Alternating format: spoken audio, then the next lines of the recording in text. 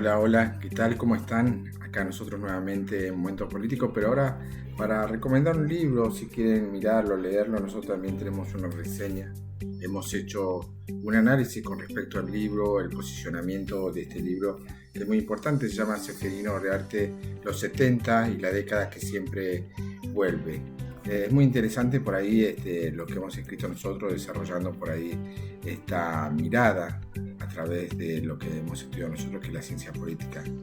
¿De qué se trata el libro? Bueno, el libro analiza la violencia política en la Argentina de los 70 y cómo esa etapa sigue influyendo por ahí si se quiere, en la actualidad, en el contexto actual, ¿no?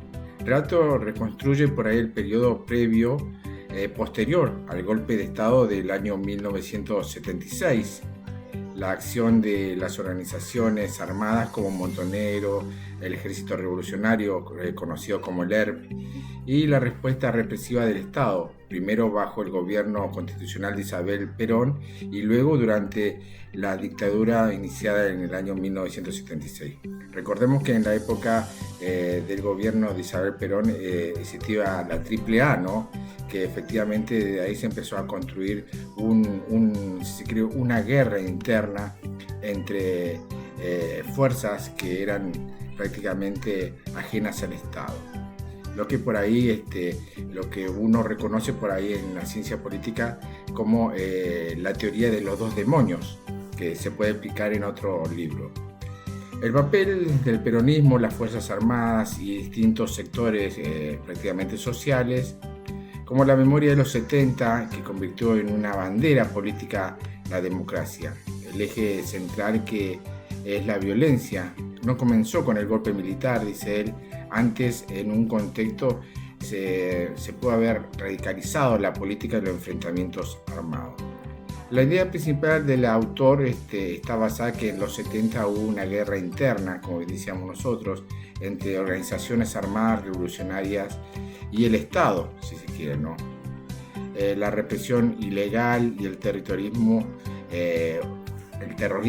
del Estado fueron brutales e injustificables en este sentido, ¿no?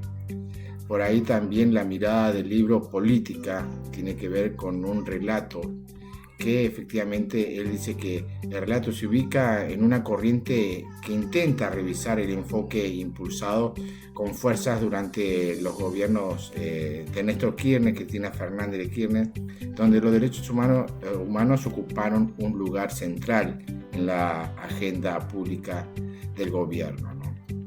El autor también considera que ese enfoque puso en acento casi exclusivamente los crímenes de la dictadura, dejando en segundo plano la violencia organizada de las guerrillas que prácticamente hoy se debate tanto, ¿no?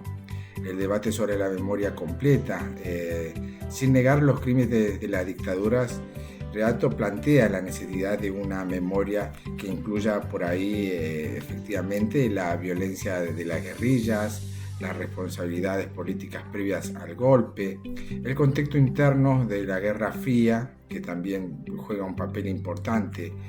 Esta postura suele ser asociada a sectores que promueven la idea de la memoria completa, aunque el libro no justifica el terrorismo de Estado también, ¿no?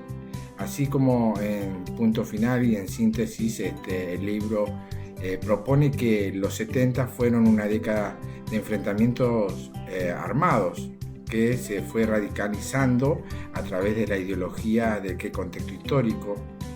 La dictadura cometió crímenes atroces, pero la violencia política empezó antes, dice él.